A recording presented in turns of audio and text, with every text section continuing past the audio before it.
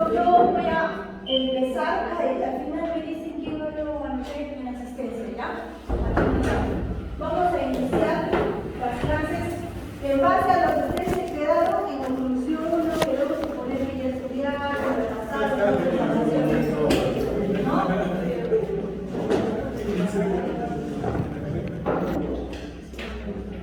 ¿Sí? Alteraciones visuales inherentes a la oclusión. Esto tenemos como vamos a el diagnóstico de la oclusión. Esta partecita lo voy a subir en el aula virtual siempre y cuando con tiempo me acuerdo de subir. Hay una clasificación para ustedes cuando vean una alteración, que es lo que vamos a trabajar este semestre. Antes hemos visto todo lo básico, ¿no? Todo lo normal. Ahora vemos todo lo que está alterado en nuestra oclusión. Por eso que estoy pidiendo no modelos de ustedes, porque son modelos estables, estudios nuevas, son jóvenes, queremos modelos con una alteración de plan. ¿Sí? Y hablando para diagnosticar, se clasifican en dos: condiciones con presencia dentaria y condiciones sin presencia dentaria. ¿Tú probaste cirugía? ¿Íñigo? ¿Has convalidado? Ahora que toca cirugía 2. Potente. Presencia dentaria y condiciones sin presencia dentaria. Ahora tenemos 3 puntos: desorden funcional oclusal. Dentro de ellos encontramos la desarmonía o disarmonía oclusal, una oclusión traumática, un colapso posterior removida, un síndrome de combinación y una oclusión colapsada o colapso oclusal. De estas es algo muy chiquitito, todavía hay otras clasificaciones, hay otros síntomas, pero vamos a aprender lo básico, que es lo de la universidad, ¿no? La base para que tú salís de aquí vayas de así. Los centros, estas alteraciones se van a dar, cuando hay presencia dentaria. Y las condiciones sin presencia dentaria hablan de dentro total. Es una clasificación lógica, ¿no? Entonces, vamos a hablar de la desarmonía o disarmonía oclusal. Por definición, son los contactos que no están en armonía con las alteraciones de neuromusculatura. Cuando nosotros hablamos de una oclusión estable, una oclusión alterada pasiva, solamente va a afectar el alrededor del diente, el ligamento, el ATM. Pero cuando hacemos una alteración activa, ya estamos hablando de todo el sistema, de la musculatura, de los ligamentos. Entonces, aquí ya sí viene a alterar la parte neuromuscular, pero sin embargo, tenemos signos como condiciones, pero no síntomas. Hay pacientes que tú ves que han perdido piezas dentarias, pero su dimensión vertical está estable. Sus dientes están muy engranados, no se han distalizado, no se han quiroversionado, incluido, están estables. Son pocos los pacientes, pero sí existe. Ahí estaríamos hablando de una desarmonía oclusal, porque tú ves que el paciente tiene zonas cerebras, ciertas alteraciones, puntos de interferencias oclusales, pero el paciente no refiere ninguna molestia. Es más, cuando tú le dices, mire, yo he aprendido, me he capacitado, tengo que hacer un ajuste oclusal, un aumento aquí, un intercambio perfecto, ¿por qué? Si yo no tengo síntomas, pero tú como odontólogo sí lo ves, sin embargo el paciente no lo siente, no lo ve, no lo experimenta. Y como lo que vemos, tiene una consecuencia como oclusión estable, que ya le dije, y mantiene una dimensión vertical oclusal. Ustedes ahora que van a tratar PPRs, ¿no? Entonces van a ver pacientes, el que trajo el paciente estable listo para colocar su PPR, pero el que trajo un paciente en el cual sus dientes, el molar está inclinado, el otro está inclinado. Entonces, ¿qué vas a hacer? ¿Vas a colocar una PPR? No puedes. Y a eso se llama ética. Eso es lo que tienen que aprender ustedes de estudiar. Nosotros tenemos una experiencia muy mala ahora con la promoción que está pasando, de que no tienen ética los estudiantes, porque primero son ustedes y después es el paciente, y de eso no se trata. primero es salvar su nota y después es el paciente, y de eso no se trata. No se trata de acabar el récord, se trata primero ver al paciente, ver si tienes una desarmonía oclusal, una interferencia, ajustarlo, hacerlo y recién va tu PPR, ¿no? Y ahí viene, porque los docentes de PPR sí, les dan la facilidad, son buenachones, son flexibles, pero no por eso el estudiante se debe aprovechar del docente ni del paciente para venir y poner un PPR así y ver que los estudiantes están inclinados y no les importa nada de frente. ¿Por qué? Porque ya están a 3 semanas de terminar el récord. 1000 veces yo escuchaba a un estudiante en el ciclo pasado, les pongo, que siempre lo he destacado, buen estudiante, y decía, doctora, yo he dejado un año, él ha podido salir con los chicos que ya están en cosas que no saben muchas cosas, porque lamentablemente es COVID, y he dejado un año porque quería aprender. Él solo dejó un año para un año y esperó las clínicas para ingresar y aprender. Y de eso se trata. No se trata de que tengan el cartón y hacer lo que quieran, sino se trata de que ustedes aprendan, porque cuando salen, ¿quién les enseña? Y ahí se ve el problema. Ahí es donde tienes que gastar más dinero para capacitarte, ahí es donde te mandan a la cancha solito a jugar. ¿Sí o no? Nadie más te va a enseñar, nadie te va a decir, mira, esto no se hace, esto sí se hace, te parece aquí. Tienes que aprender aquí en la universidad y tienes que aprender de la mejor manera, no haciendo trampas. ¿Sí? Entonces yo les voy a pedir que cuando ustedes vean una desarmonía oclusal en el paciente, están reconociendo que cuando llegan a una relación céntrica y hay una interferencia, y el paciente estará muy bien, pero al menos que les cuesta pasar su pimpollito, desgastar la facetita donde está la interferencia, eliminarla, pulirla y empezar a hacer todo un protocolo de prótesis removible. No te va a demorar más de 15 minutitos, nada más. Entonces, eso les voy a pedir que miren que son pocos. Es más difícil cuando es poco porque el docente tiene mejor ojo a los alumnos. Son cuando 20, 14 estudiantes que van a clínica. No, pero en cirugía somos 35. Y así va a pasar en el otro ciclo. Ustedes lo que les voy a decir es fija, porque el otro ciclo eso va a mantener a más estudiantes, también va a ser más difícil porque no va a pasar todos. Entonces, ahorita porque son pocos, pero ahorita a la otra promoción vienen los que no pudieron pasar el ciclo que viene. ¿No? Así es la promoción se llena, es normal. Los filtros felizmente funcionan. Espero que ahora funcione el cirugía. Sí, ahorita el más fuerte es el cirugía 2, ¿no? Es el más fuerte porque en clínica fija es práctica, oclusión es práctica. Los de clínica son más fuertes, biología es donde es el que estamos esperando su filtro del doctor. Entonces, acuérdense de eso, ¿no? Desarmonía oclusal, ¿sí? Es algo que el paciente no te va a decir que tiene molestias, pero tú como odontólogo sí vas a empezar a observar y ver qué es lo que está pasando y lo debes solucionar. Sí, miren aquí, si se dan cuenta, ¿qué te está diciendo la foto? No lean qué está diciendo la foto. ¿Qué hay una desarmonía? Que no tiene guía la niña. Y imaginemos que todo está bien. Ya está aquí, su vida, el paciente tiene placa, todo, hago mi PPR, pero al menos un chiquitín de resina. Le pongo su, es que a veces lamentablemente todos es que a eso competimos también. El paciente no quiere y ustedes pueden hacer este paso de la PPR, entonces también dicen ustedes a dónde más. Pero lo óptimo es que ustedes devuelvan la guía canina para que pueda haber una buena estabilidad oclusal. Entonces, no es solo una desarmonía física, es decir, los mecanismos de guía de los músculos, de los dientes y de las articulaciones, sino también es el efecto sobre los movimientos mandibulares y todo esto nos va a llevar a una desarmonía de degeneración, la relación con los contactos dentales, la adaptación funcional, alteración de guía anterior, plano oclusal, presencia de interferencia, pero no hay sintomatología.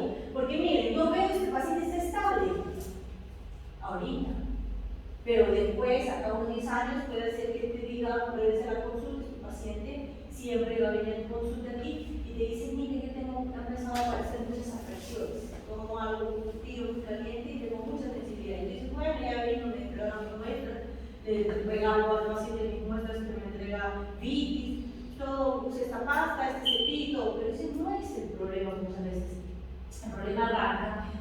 está cargando, muchas veces está flexando en la parte cervical de algunas piezas y se están produciendo las famosas atracciones, ¿sí? Y debido a una disarmonía oclusal.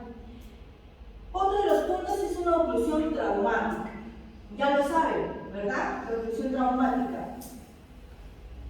Ya ustedes son expertos en oclusión traumática, lo hemos visto el semestre anterior, ¿verdad? Ya, ¿cuáles son los tipos? La clasificación de la oclusión traumática.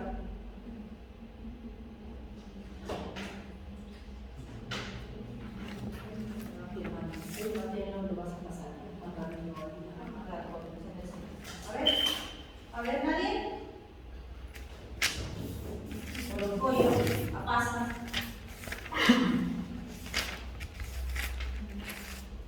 Hemos visto, ¿verdad? Oclusión traumática.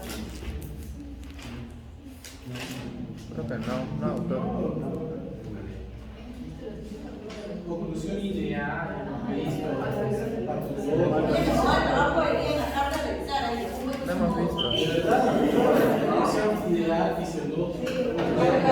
Conclusión traumática. Ya se ganaron su primer Tarea. voy a revisar las diapos del primer conclusión 1. Es el próximo. Hasta terapéutica.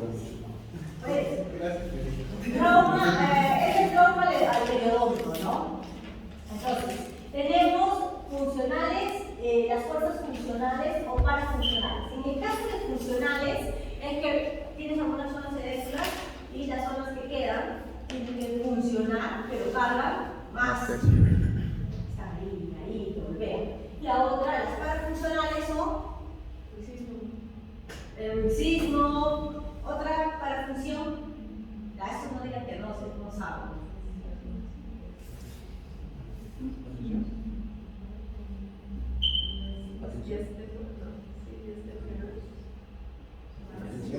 ¿Qué tipo de bruxismo tenemos?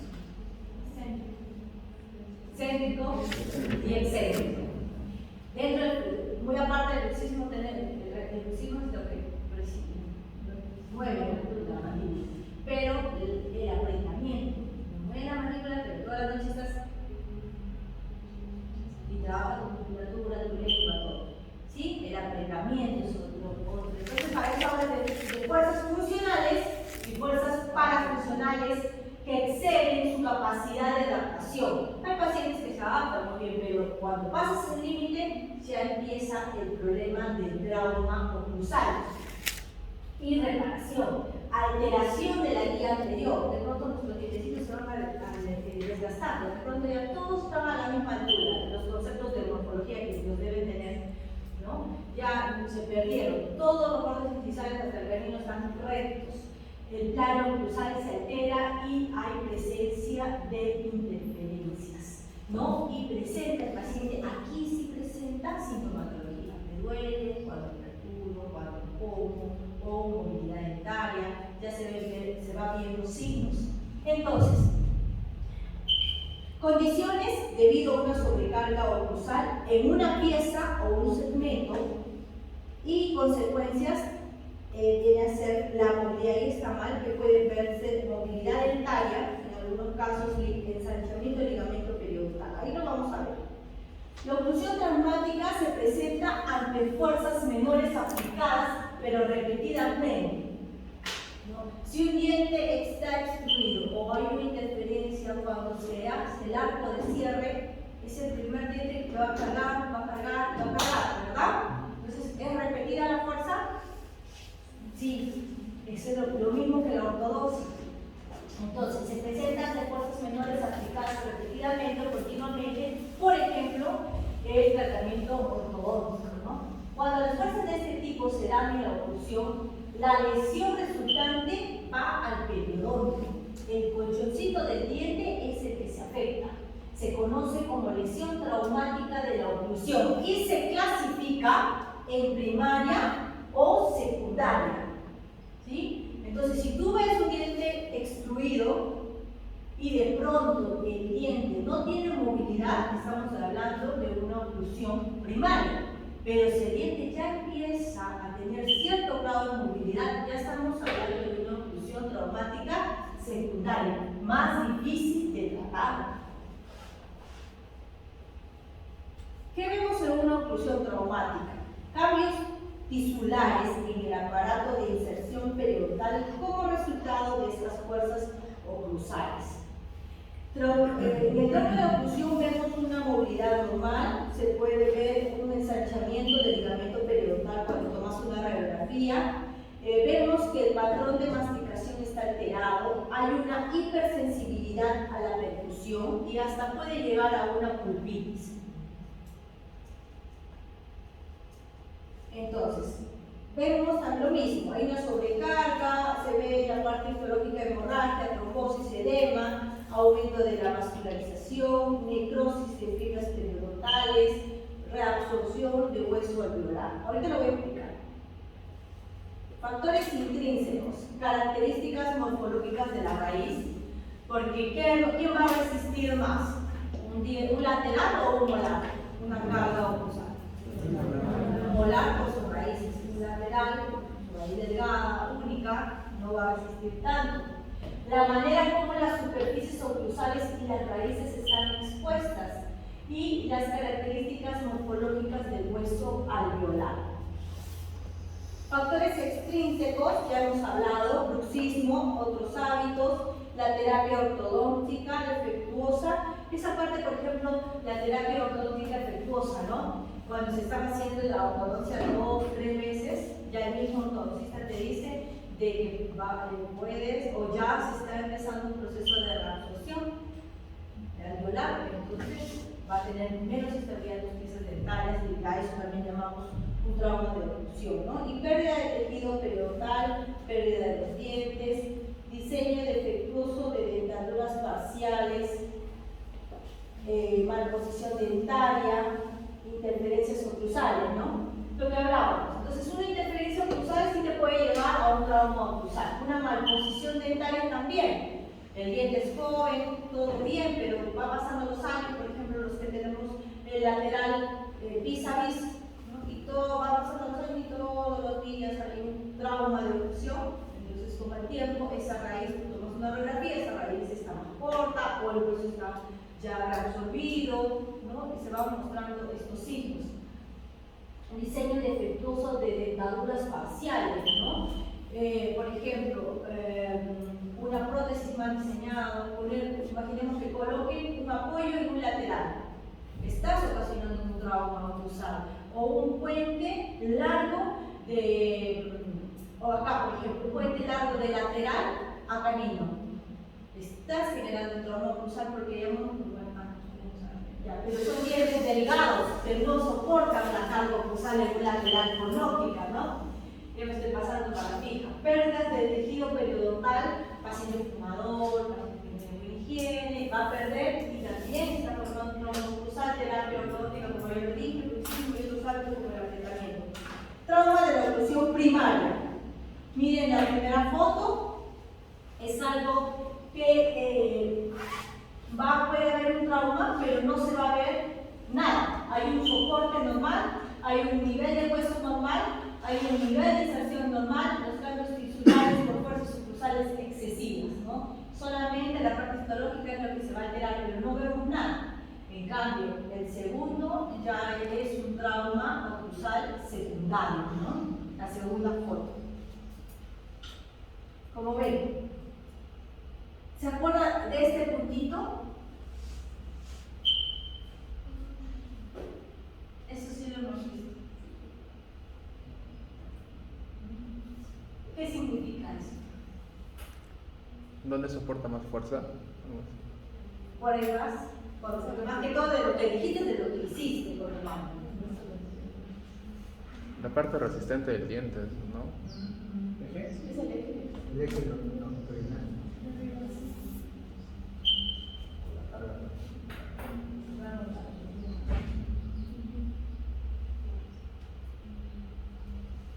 Tienen que leer esa parte. Porque supuestamente esa parte yo ya la entendí. ¿Ya? Entonces, si se dan cuenta, lo que va a pasar es que a raíz de una fuerza va a hacer que el diente, es como que estuviese traccionando el diente. ¿Qué hace para la extracción? ¿No? Poco a poco vamos a dejar el hueso dilata para poder extraer, ¿cierto? Lo mismo, que todos los días le dan, y lo que va a pasar con el hueso hasta que no tenga soporte y se ocasione una movilidad dentaria. Aquí sí va a haber cambios, bueno, también cambios tisulares por fuerzas normales o excesivas.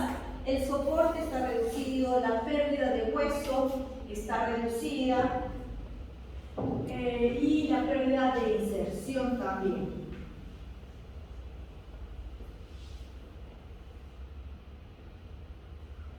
¿Qué hago esto, no? ¿Sota? Y esto es hijo. Y ya. Doctor, ¿y si te deja la puerta junta para que se dé cuenta? No, lo estoy viendo. Colapso posterior de mordida. Miren, ya entendieron el tramo cruzado. Partimos de algo muy chiquitito, desarrollado cruzado. Luego nos vamos a algo que si lo tomas como una oclusión traumática primaria, tiene solución. La secundaria puede estabilizar el problema, pero reducirlo no. ¿Sí? La movilidad ya está. Sí, eso sí saben, ¿no? Cuando uno pasa una movilidad 1, lo que tienes que hacer en el tratamiento prioritario es no llegar a una movilidad 2, pero retroceder esa movilidad ya no, ahí se quedó, ¿no? Pasas a una 2, te vas a quedar, puedes estabilizar el tratamiento con una 2 para no pasar a una 3, pero retroceder a una movilidad 1 ya no se puede, el daño ya está hecho, ¿sí? Entonces hasta ahí es algo que como en el trauma cruzal secundario con un curetaje, con un tratamiento periodontal, con un tratamiento de higiene, ¿no? Se puede llegar a estabilizar el paciente. Pero cuando hablamos de un colapso posterior de mordida, ya es algo más difícil, algo que ustedes no van a tratar. Si ustedes ven un familiar con este tipo de colapso, no está para pregrado, está para posgrado, ¿no? Si ustedes han leído el sílabo, dice pacientes con alteraciones oclusales, o no sé qué pongo, pero de baja complejidad. ¿Sí? Yo no pido ni de media ni de alta, porque eso se va para otra área. Esto es alta complejidad, pero tienen que saber reconocerlo. ¿Y qué dice? Voy a adelantar para que lo vean y después lo voy a retroceder. Ay, no, ¿dónde está?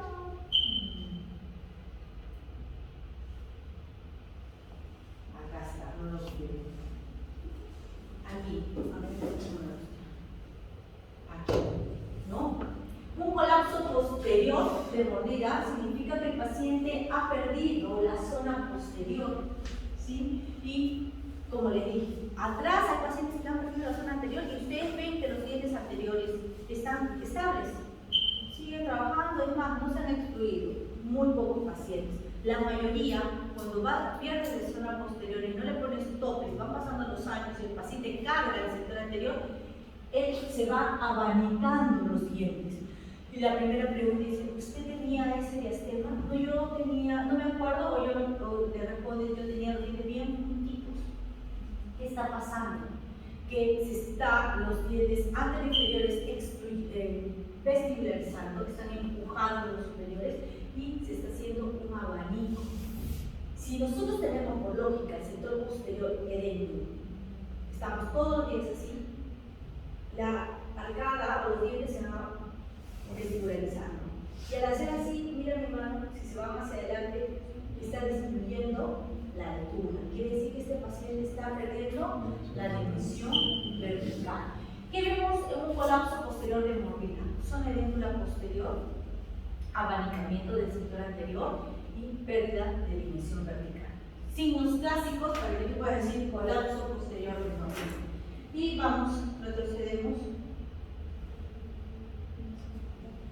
para que puedan entender.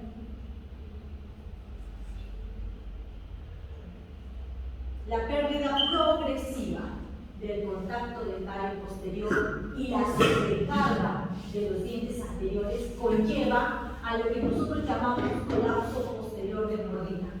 Las secuelas más frecuentes en los casos de pérdida ósea periodontal, ya estamos hablando de un trauma cruzal secundario, avanzada son movilidad, desplazamiento, migración labial de los incisivos superiores, el famoso abanicamiento. ¿Qué vemos? Abanicamiento de los incisivos maxilares, pérdida de la extensión vertical, espacio libre aumentado. ¿Cómo medimos el espacio libre?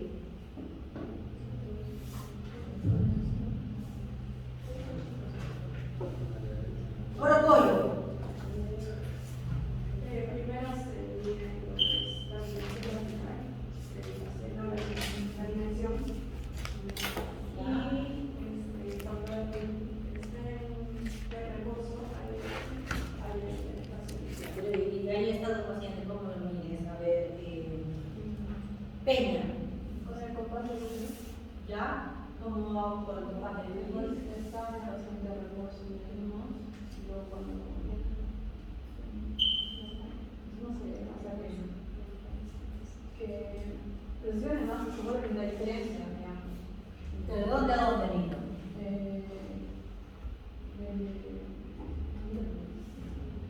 ¿Dónde la ves? El compás de luz. No, simplemente, o sea, desde la base de la nariz hasta la base del mentón, en máxima intercuspidación y en relajación.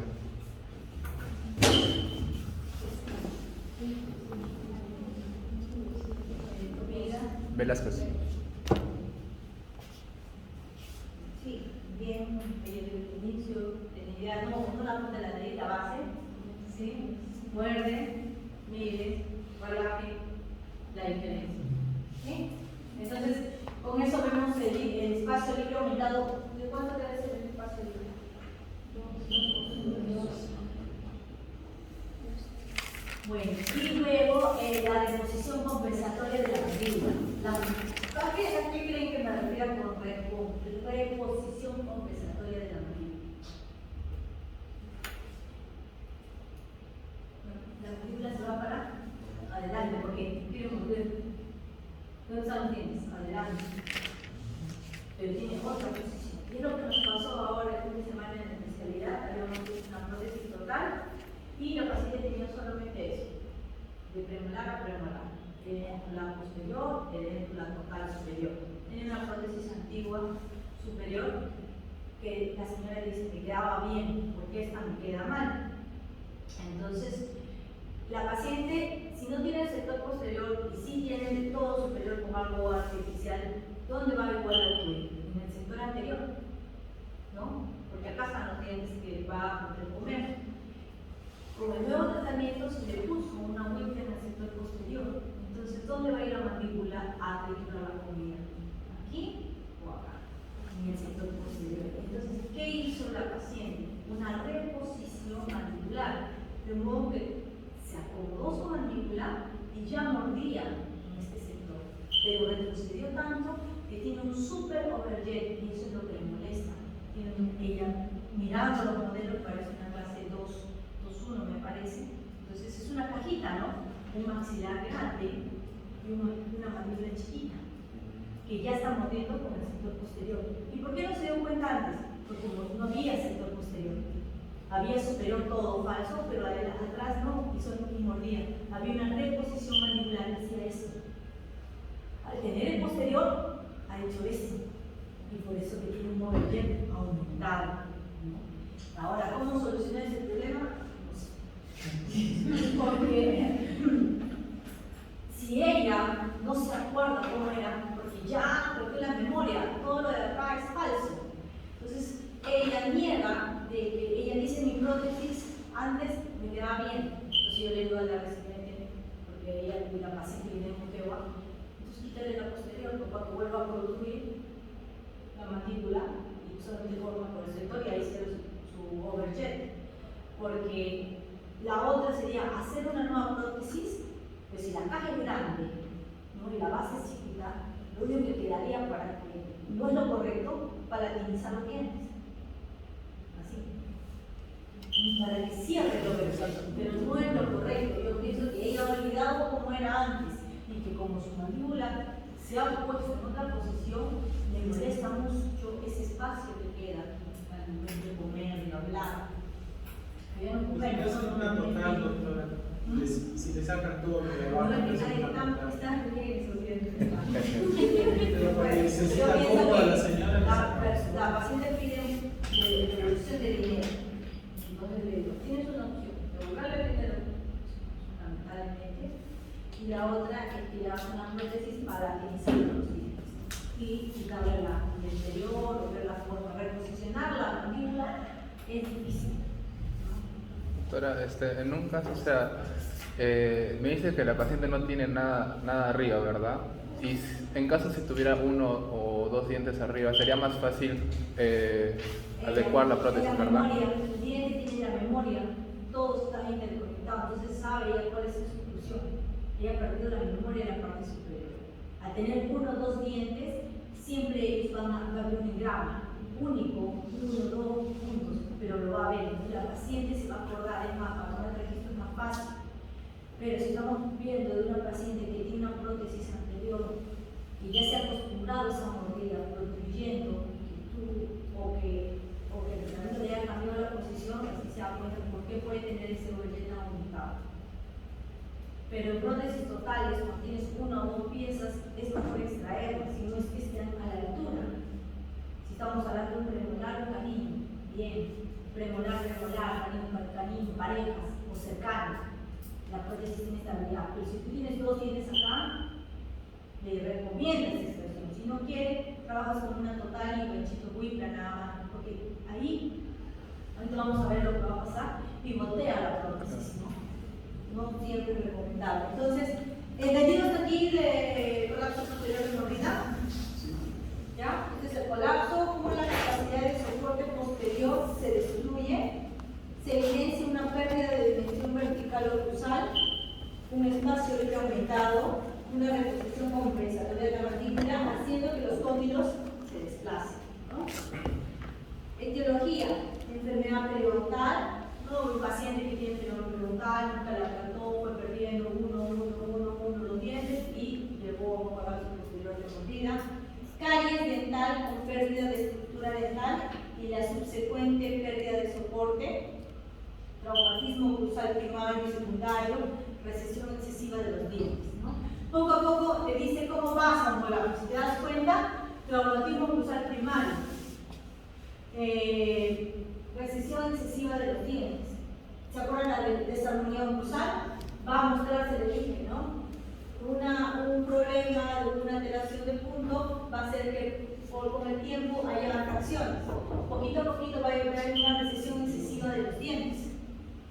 Pero después esto va a pasar a otro punto hasta llegar a un colapso posterior de mordida, igual con el traumatismo cruzal. Primero será primario, luego será secundario, y después va a ir a pérdida de piezas dentales y luego ya llegas a un colapso posterior de mordida, ¿no? ¿Qué pasa? Bueno, el doctor súper temprano. El doctor Frederick Gómez, docente de evolución.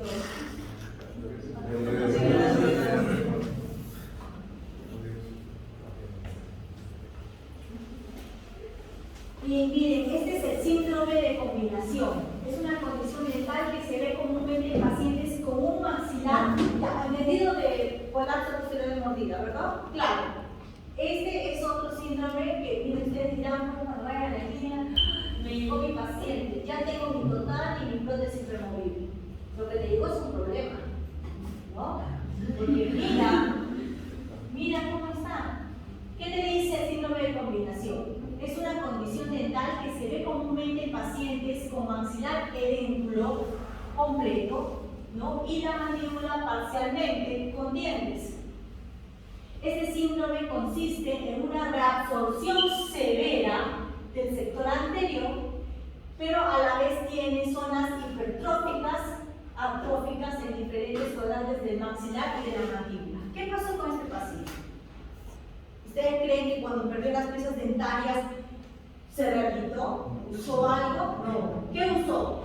Usó sus dientes anteriores en contra del huesito. Y hay pacientes que dicen, no como bien sin prótesis. Vale, todo sin prótesis. No, ¿para qué me vas a hacer una prótesis? Pero vas y levantas y te das cuenta que el hueso se ha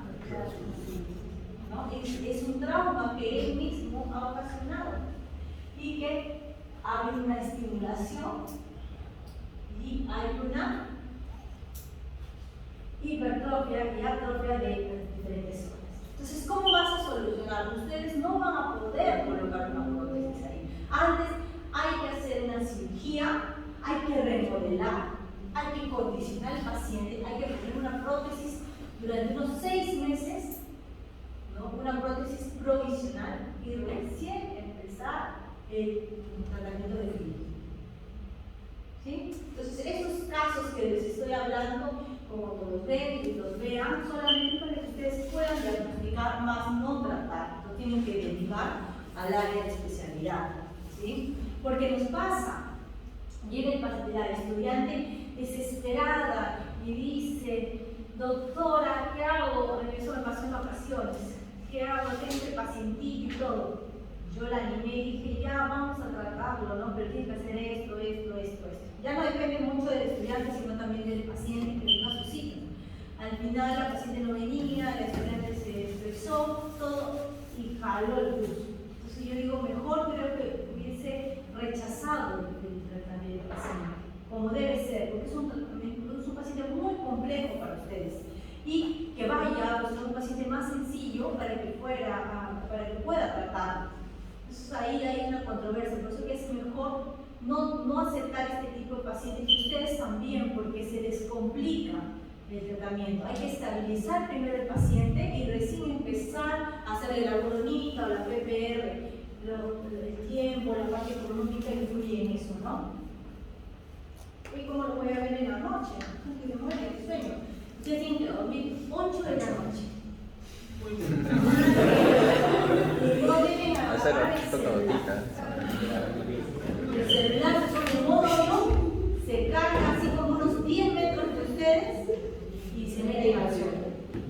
Se ponen su música de relajación y duermen. No nos van a aguantar y lo vamos a ver el próximo año en algún curso. O si no, voy a estar preguntando: ¿qué fue de tal? Así como Wilfredo. ¿Qué fue de Wilfredo? Así igualito, ¿no? Así que tienen que dormir el domingo en la noche. Porque todo es sábado en la noche. El domingo, 8 de la noche, tienen que estar durmiendo. Si no, no, si ahorita no se así, mira, yo voy a ver en fija. Fija está justo a las 9 de la noche. Van a acostarse, yo creo que 12, de lunes a martes. Así que pues, no los quiero ver. Oclusión colapsada. Pérdida de todo contacto dentario. Ahora vamos a ver por qué la pérdida, miren, la pérdida de todo contacto dentario. Alteración de la dimensión vertical, igual que el colapso posterior de mordida, ¿no? Porque mira, ¿cómo cierra? No hay tope. Y cuando se juntan ambos maxilares, las piezas dentarias, hay topes sobre las mucosas, ¿no? Justo para la mala suerte del paciente ha perdido pues, zonas que no han llegado ningún tipo de contacto, ¿no? Miren cómo está la presión, la zona donde tú puedes colocar una prótesis está reabsorbida, los dientes están inclinados, hay presión, es difícil rehabilitar este tipo de pacientes, ¿no? Esto es ya cuando lo miras y lo ves, es un motivo de oclusión colapsada. ¿Sí? Esto ya hablamos.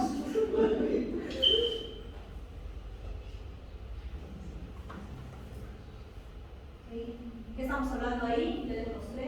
De la Diagnóstico, colapso, posterior. no creo que sea oclusión colapsada, ¿no? No, porque la oclusión colapsada hemos dicho que contacta con las mucosas. Y ya tengo dientes acá, tengo dientes acá. Eso es lo que pasa. Esto todavía tiene su. Miren este paciente. El primer tratamiento que debe hacerse en este paciente. Recuerden que la zona posterior ya la perdió, hay un diente que está súper inclinado, si periodontalmente no está sano en extracción o si necesita un tratamiento periodontal, se le realiza. Pero lo primero que deben hacer este paciente, fija, opera operatoria, cirugía. Periodoncia. Lo primero, lo agarran, corren y ya.